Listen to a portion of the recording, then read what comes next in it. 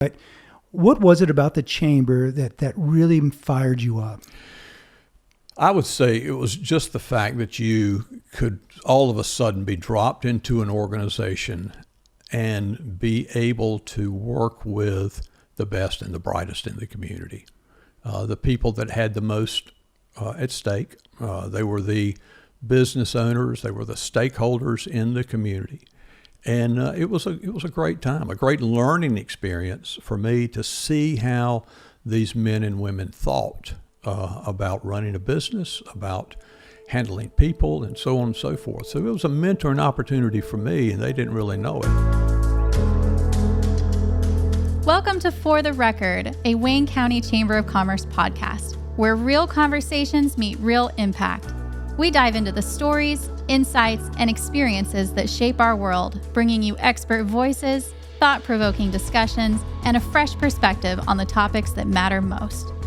For the Record is proudly sponsored by Atlantic Casualty Insurance Company, TA Loving Company, Goldsboro Builders Supply, PDM Professional Data Management, UNC Physicians Network, Alta Foods, and Butterball.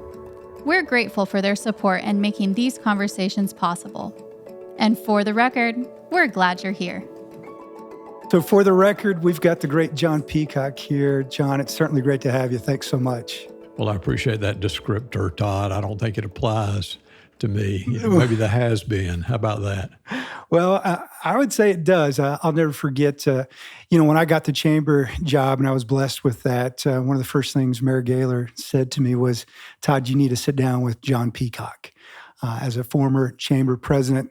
But when we did get that chance to sit down together, and I love coffee, so there's nothing better. So when we sat down, what I thought would turn into maybe 30, 40 minutes of a discussion turned into 2 hours of a man who was able to pray for me, to give me a couple books, to mentor me. And that's why I wanted you to be the very first person that I I'm honored. Have on. Oh, it's all mine. So, John, if you wouldn't mind, tell us a little bit about yourself right off the bat, how long you've been at Goldsboro, and what it means to you. I grew up in Goldsboro. Actually, I grew up just about 4 blocks from here on the corner of Leslie and Mulberry Street. It was a different time, in the 50s, and I was born in 53. And so it was pretty easy lifestyle in my mind. I was kind of happy-go-lucky. My dad was a single sole practitioner attorney. My mom was a school teacher. And I tell everybody I was a feral child because during the summer months, no shoes, no shirt. I ran around town, and you rode your bike anywhere you wanted to go. And you came home, and every day, and your mom plopped you down in the bathtub and scrubbed all the dirt off of you. And you went back the next day and started it all over again. But it was a great time. My dad started his practice in 1936 and then had to close it for 5 years. Imagine that for the war. He went away. What did he do? He was a judge advocate in the Army, but he was an attorney here in Goldsboro. Started practicing in 36 and then started all over again when he came back. And so, I was part of that generation that whose parents most of them had gone off to serve the country in some way or another. My mother always said he was gone for 1,081 days. Yeah. Which is almost 3.5 years, imagine that. But, it was a great time. Everything was downtown. Everything that happened in Goldsboro was downtown. As I said, you rode your bike anywhere you wanted to go. We rode our bikes out to the Cliffs of the Neuse twice. And I would never imagine my children riding down Highway 111, but we did it then. Not at this time. Well, it goes back. Your family's here over 100 years total? Well, my family's been in Wayne County since the mid-1700s, but always in the Nahunta area until my great-grandfather and his wife bought a home on James Street in 1873 and then bought what they called their farm that was on the eastern side of Goldsboro, out from town. It was a 180-acre farm, and then built a house there in 1881, and that's where I live now. So, in that same house? Same house. All right, so That's Janelle right. and I are going to have to get out there. I think I told you before, we love There's antiques. no getting out there. Stacy It's Johnson 4 loves blocks from antiques. here. Well, you know, it's funny because when we met for coffee, you rode your bike. That's right. So it reminds me of, you know, you're talking about as a kid, and even now you're still riding bikes. Now, if you don't mind, I always think it's interesting to talk about things that influenced us when we were younger. You had a great mother and father. You had a father who was also in the military as well. Is there something that you still remember as a kid that really influenced who you are today? You know, my mom encouraged me to read. She, being, I'm sure, a school teacher, that was part of what she taught all of her 4th grade kids at Walnut Street School. But she encouraged me to read, and I'm a voracious reader today. As a matter of fact, my wife gave me a Kindle a number of years ago, and it's probably the worst thing she could have done because I have downloaded an incredible library of books that, you know, I just read and read and read. Some of them I'll read 2 or 3 times. And when you get old, you know, it's a brand new story again all of a sudden because you don't remember what it was about before. Well, it's funny because you gave me a couple books, and I'll say, you know, getting an opportunity to sit down and read, to learn, and to educate is certainly important. And even talking with you nonstop, that seems to be something that you've really provide me and a number of folks, is that mentorship, but the experiences that you had. And so if you could tell me, you know, a little bit about your experience when you were the Chamber of Commerce president. What was that like for you? Well, it was a great time. I came here from Charlotte, actually, and to me, the Chamber of Commerce profession is a very noble profession. I had the blessing of being mentored under the guidance of a couple of great guys. One was Ashby Ward, who had grown the Myrtle Beach Chamber. We had 5 offices there from the North Carolina line all the way down to Pawleys Island. So I was there as a general manager under him. And then I was in Charlotte working with Carol Gray at the chamber there. I was a staff vice president there in charge of financial development. And to be able to be tutored by those guys, both of those chambers were at opposite ends of the pole. One was dealing with tourism. They didn't know what a program of work was. But they knew how to build a base of community leaders that were part of shaping that community. And then to go to Charlotte, where you worked with the Belks and the Hugh McCalls and the people there from those major corporations, and to see how they thought. And you realize real quickly it was just a matter of zeros. You know, they had more zeros there than maybe we had in Goldsboro. But the heart of the business was still the same. It was all about assembling the best and the brightest minds, those who had invested in the community, and get them to sort of write the script on how the community should be led and directed. Now, and so for me, coming into these shoes, coming after you, Kate, Steve, Scott, what advice would you have for somebody just coming into the chamber position in the sense of how to assess the area and then really of the value that the chamber provides? I served with a lot of great chairmen. Jack Cannon, Keith Gunnett, Ed Wilson, Hal Tanner, Dave Quick, Cleve Paul. I'm going to leave somebody out. Charles Price, Tony Worrell. Some great guys, and forgive me if I left a name out, but I'll never forget, I'd been here for a couple of months. I came in 95, and at a meeting one time, Jack Cannon asked the people in attendance, anybody here not been visited by John Peacock yet? And I thought, wow, what a nice compliment. But I think that was what I was supposed to do, get out and sort of find out what people thought, find out what they thought about the community, what they thought about the chamber, what they thought some of the needs of the community were. So I would encourage you to get out and just sort of take the temperature of what people think.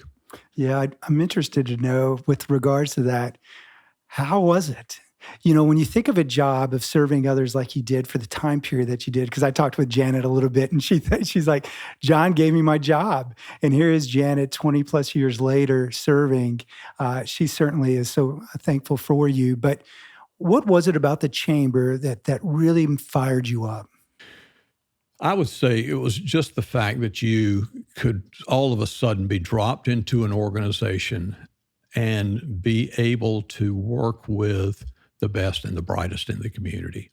The people that had the most at stake, they were the business owners, they were the stakeholders in the community. And it was a great time, a great learning experience for me to see how these men and women thought about running a business, about handling people, and so on and so forth. So it was a mentoring opportunity for me, and they didn't really know it. It's one of my favorite things. So currently, as a soon-to-be retired 30-year military man, I have found that it's been interesting to go to different locations. I've always embraced the job, enjoyed it. And just like you said, I've been very thankful to be surrounded by wonderful mentors because I needed it.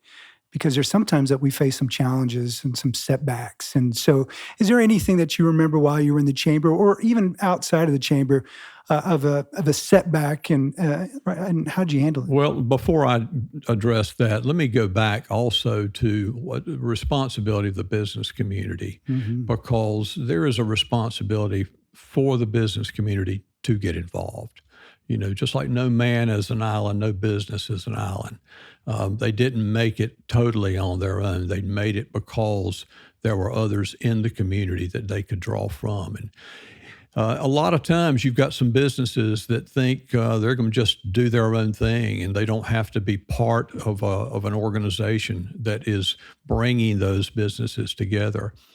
Even those businesses have been around for years and years or decades, and we have a number of them still in Goldsboro that have been around for decades, that they reach back and they bring somebody along with them. They identify a young business or a young business owner and reach back and bring them along. You've seen that in the military. Yeah. You know how people that were young lieutenants or maybe even enlisted folks had somebody along the way that extended a hand to them. They saw potential in them. And there are businesses out there today that need to continue to do that. They can't operate as an island.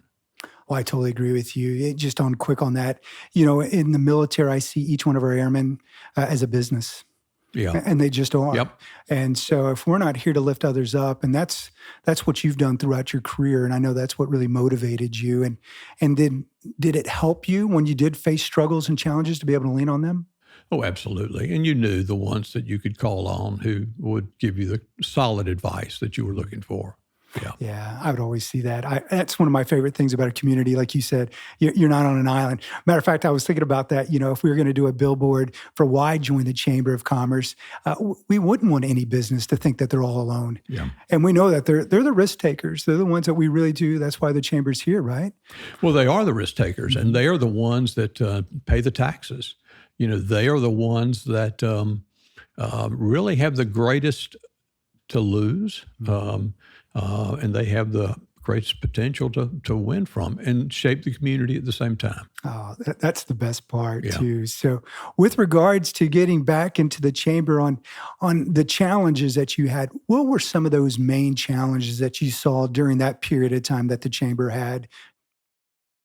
Well, one was the building. I walked in here, and this was a dark place. This one right here? This building right here was a dark place. So one of the first things the leadership wanted to do was to spruce up the building, and so we did it in quarters. We moved so we wouldn't have to move out of the building.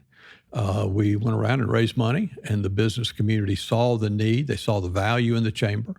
They saw the need and the value in having a location that was one they could be very proud of.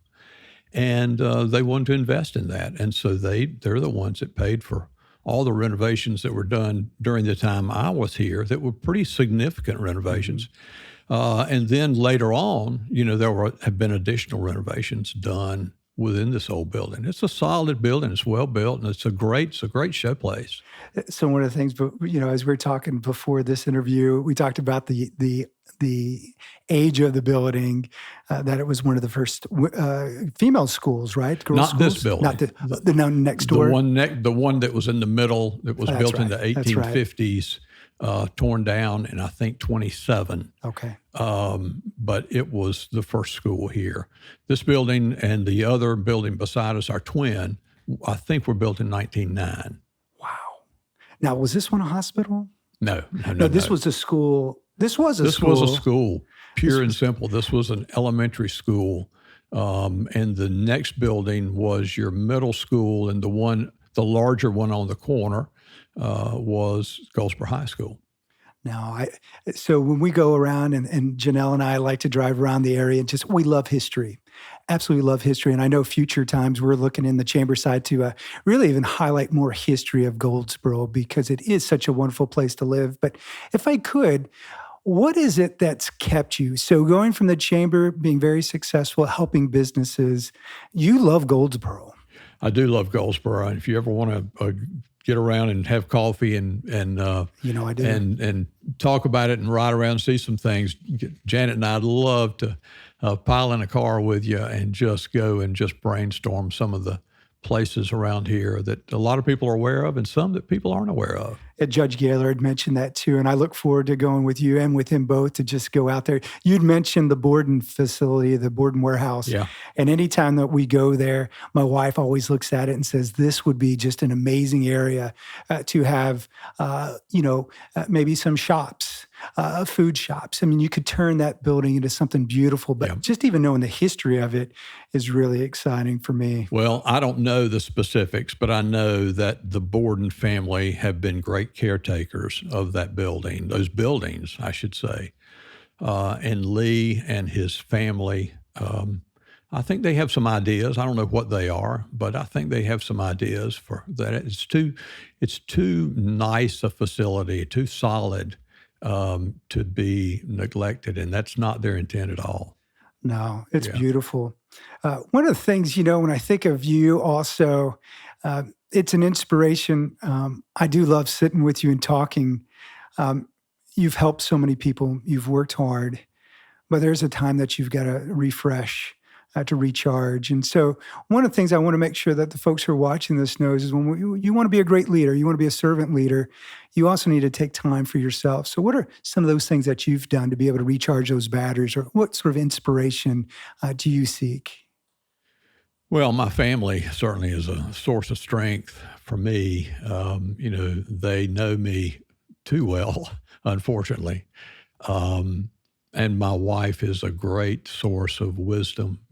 She is the one that my three daughters and I always go to. She's quiet strength, very unassuming, but she typically cuts right to the heart of things, which gives most of us in the family a great deal of pause. That's not what we want to hear. But she goes right to the heart of things and is able to pinpoint exactly what the answer is going to be, whether we like it or not. She knows. Yeah, I've seen that too between my wife, my mom, a lot of inspiration within the family. But I know your faith means a lot to you as well. Oh, it does. I wouldn't be where I am today, and I don't mean that from a career standpoint. Just I think mentally, you reach a point where you have to make that decision. And you had asked earlier about setbacks. And I lost both my parents when I was 18. My mom died in November of 71. And then my dad had a massive stroke in January of 72, a few months, about 6 weeks later. And then he died in July of 72. As I said early on, I was pretty happy-go-lucky, lackadaisical probably might be the better term. But you kind of, when you're faced with a sickness, a family member that's going to die, who's struggling, and, you know that the answer isn't in yourself. You can't pull yourself up by the bootstraps. Mm-hmm. You have to go somewhere that maybe you hadn't been before. I'll never forget, my mom was in the hospital, and the doctors said then. He said, she's not going to leave. She won't leave the hospital. And boy, if that doesn't put things in perspective. And my dad said to us, he said, well, all we can do is pray.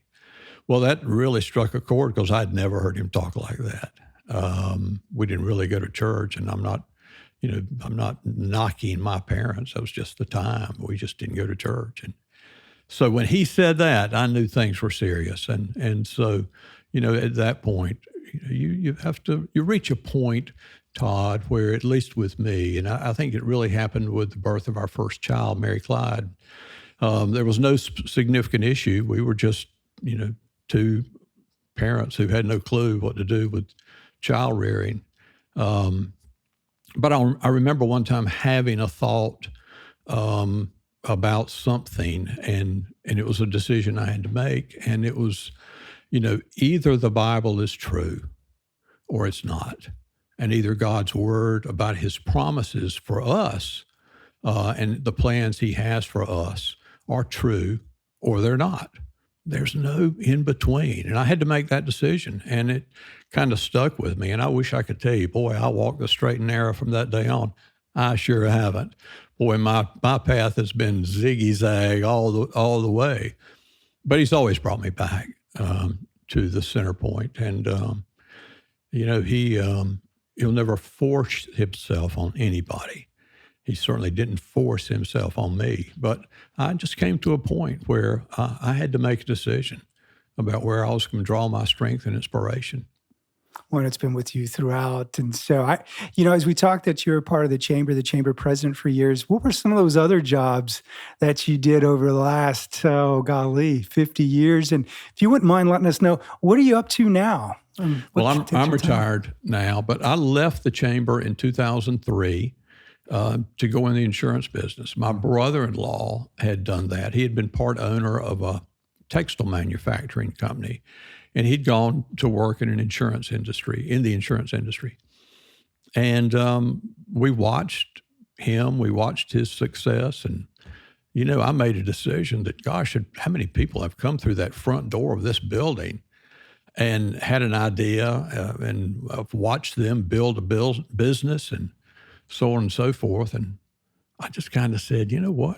If I'm going to ever do this, this is the time to do it. I need to do it. So I picked a perfect time. I turned 50. My first child was going off to college, so financially and everything else, it was perfect timing. But it was something I really felt led to do, mm-hmm. Honest to Pete. I mean, I went into it with the idea that failure was not an option, and stuck with it for 20 plus years, and have retired now from it. That's the consistency. I know for me as taking over this job, or just even for a young person, it's your consistency. That's what I love to see. And that's why I enjoy speaking with you, and I want to be surrounded by that. And I think, obviously our chamber members want that, but not just them, but the entire community.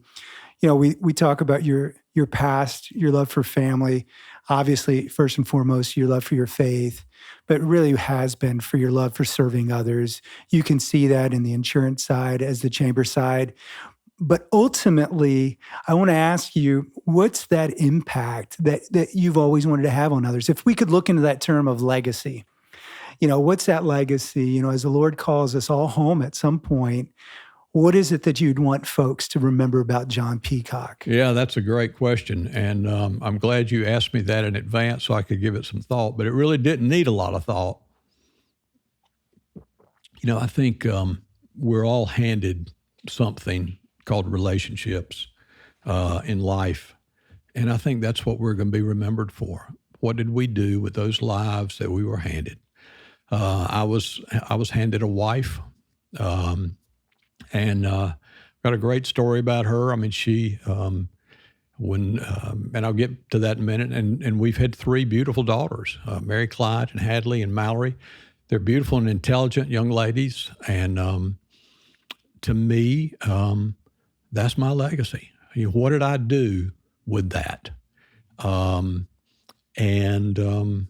There's kind of a ripple effect that goes out from there. When I read people's obituaries and it lists every club that they were the president of 40 years ago and every business accomplishment they had. I often wonder, what was their impact at home? What was their impact on their family? And how did that gel? And now I've been given a son-in-law, and I told him when he came in, I said, look, I got 2 sisters. My wife's got 2 sisters. I've got 3 daughters. I don't know what to do with a man. And he grew up in a family of 4 boys. Yeah. And so now Bennett's part of our family, and Bennett Johnson's just been one of the greatest. He's been a great husband, great father. Oh man, a great father. And so I have 2 granddaughters now, Margot and Anna Bennett. Oh, sweet. And I see that ripple effect, and I hope it continues. Well, I can tell you that I know they're proud of you. So, and I know that you're a humble man, but I'll tell you, it's great to hear that family is, that's the number one for you.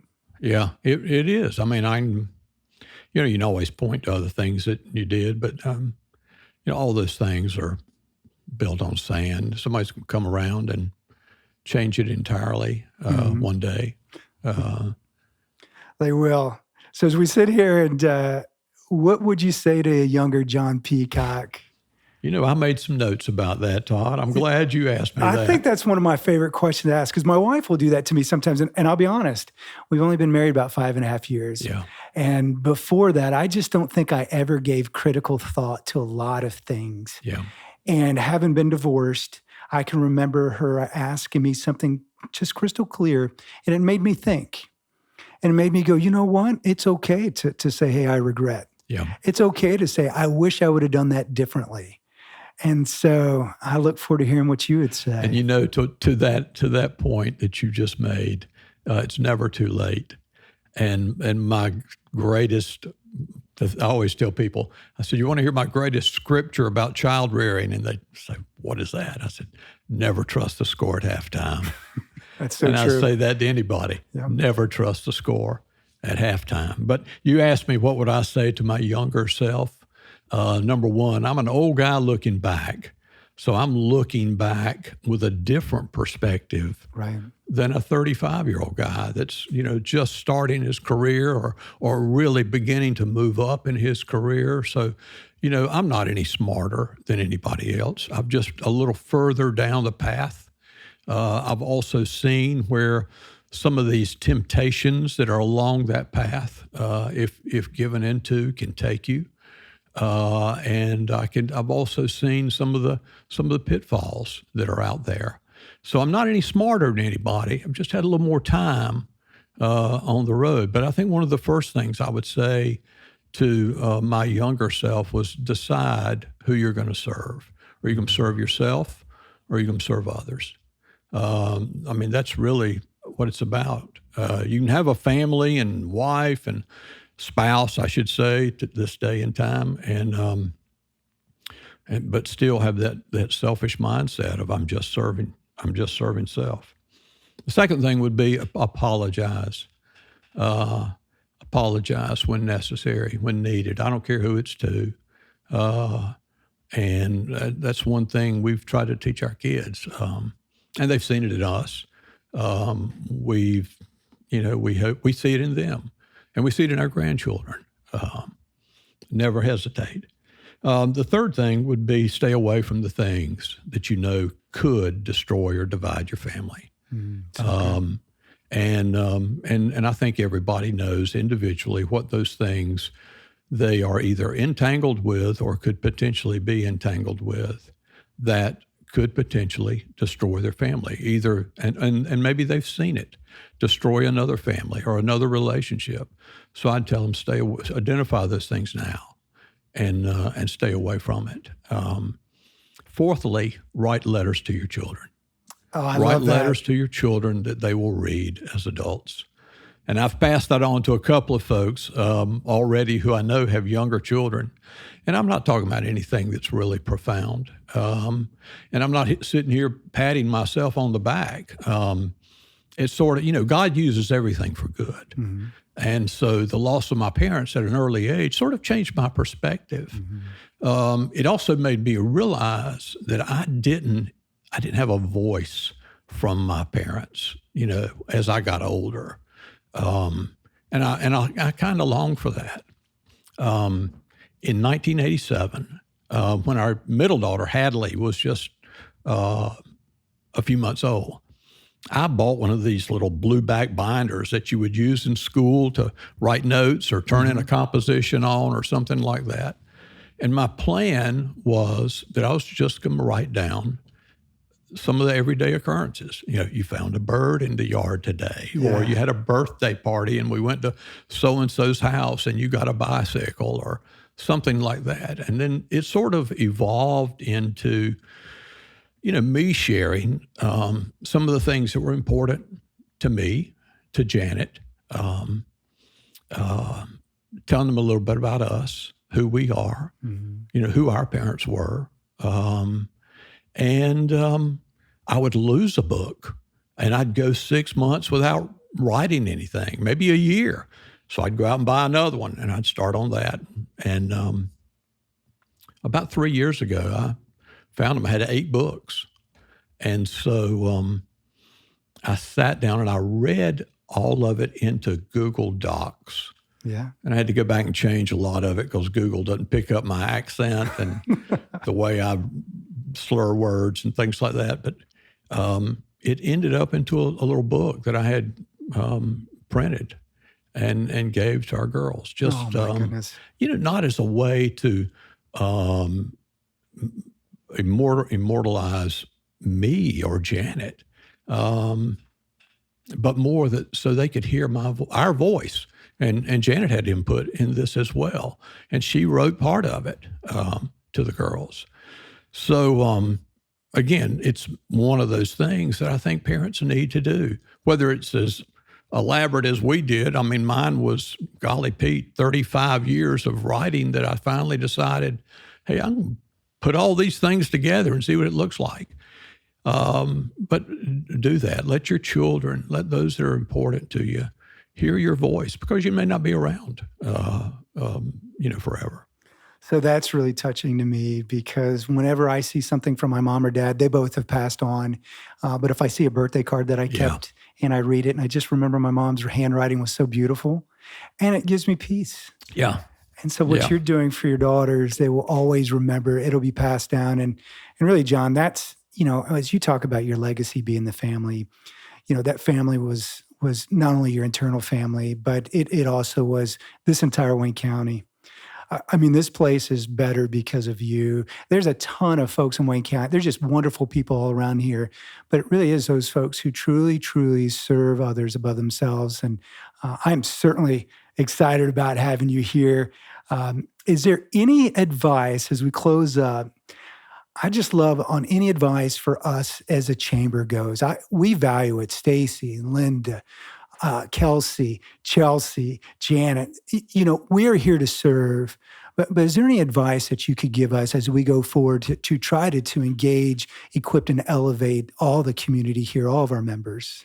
I would say stay true to what a Chamber of Commerce is. And in one of those books I gave you, it was given to Ollie Toomey back 60 or 70 years ago. And Ollie was my mentor. He was the guy that ran this chamber for 20 years and the one that's responsible for me being in this business.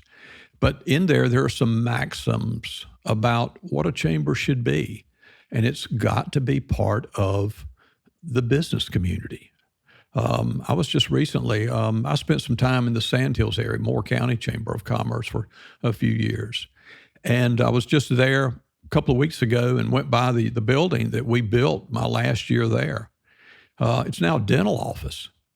And I asked somebody that I knew, actually, I called my old secretary, administrative assistant, and I said, what's happening? She said, they're kind of out of business. And I said, what are you talking about? She said, yeah, they don't even have a full-time office or staff. And I'm going, what? I think they got away from what chambers of commerce are supposed to be doing. They're supposed to be not just showcasing the community, but they're also be part of building the community. You can find that out when you go out and interview folks and talk to them and take their pulse.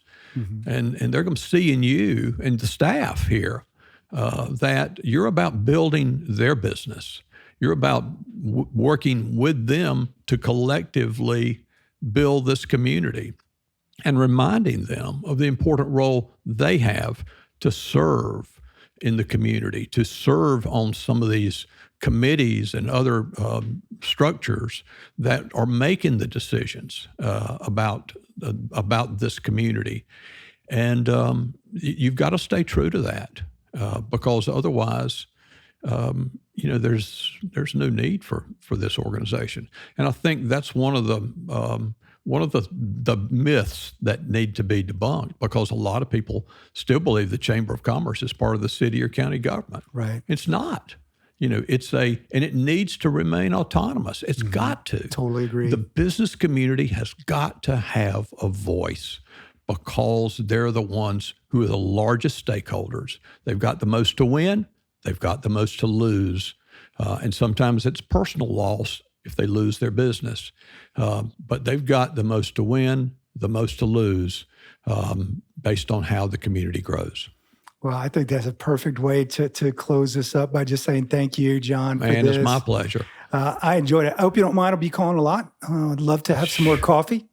I appreciate that. And I appreciate this opportunity. This is a great honor for me to be able to sit down and, 20-some years after leaving this organization, to be able to come back. And you've made me passionate again about a lot of things that, I remember fondly. Well, I'm and glad you're very to call you fortunate to friend. have Janet Brock here. Let me just tell you that. I totally agree. She came with you. in here in a mess.